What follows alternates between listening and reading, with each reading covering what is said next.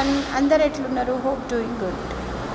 ఈరోజు నేను ఒక న్యూస్ విన్నా. ఆ న్యూస్ ఏంటంటే తిరుపతి లడ్డూలో ఫిష్ ఆయిల్ అంటండి,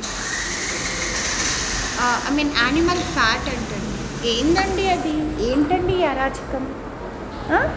అసలు ఏంటిది? తిరుపతి అనేది ఒక feel of every Hindu, especially Telugu రాష్ట్రాల వాళ్ళకి తిరుపతి అనేది ఆరాధ్య దైవం. ప్రతి ఒక్కళ్ళు తిరుపతి దగ్గరికి వెళ్ళి వాళ్ళ డిజైర్లను, వాళ్ళ విష్లను అన్నీ ఫుల్ఫిల్ అవుతున్నాయి అనుకుంటున్నారు. ఆయన కలియుగ వెంకటేశ్వర స్వామి, కలియుగ దైవుడండి. అటువంటి దేవుడి ఆ లడ్డు ప్రసాదానికి, దానికి ఫిష్ ఆయిల్, ఫ్యాట్ కౌలు ఏంటండి? ఏంటిది? ఏం జరుగుతుందండి? ఇంకా జగన్ని సపోర్ట్ చేసే మనుషులు కూడా ఉన్నారు. ఇంత దారుణమా? ఇంత అన్యాయమా అండి? అసలు నాకు చాలా బాధాకరమైన విషయం ఏంటంటే తిరుపతి లడ్డు అనేది ఒక ఫీల్ ప్రతి ఒక్క వాళ్ళకి. అటువంటి లడ్డు ప్రసాదంలో ఫిష్ ఆయిలా?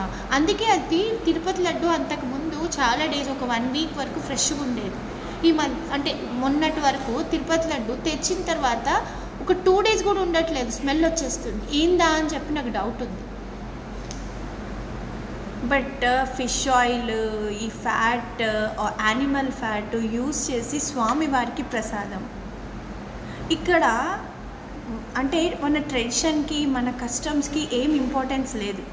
ఎవరికి డబ్బు, అహంకారం, మదం ఉందో వాడిదే రాజ్యం, వాడిదే ఇది జరుగుతుంది. మొత్తం అంతా డబ్బులతోని, వాడి ఇన్ఫ్లుయెన్స్ తోటి జరుగుతుంది. మీరు సపోర్ట్ చేస్తున్నారా ఇట్లాంటి దానికి? ఖచ్చితంగా ఏదో రోజు ఎండ్ కార్డ్ పడుతుంది. ఆ ఎండ్ కార్డే పడింది. ఇప్పుడు చూద్దాం.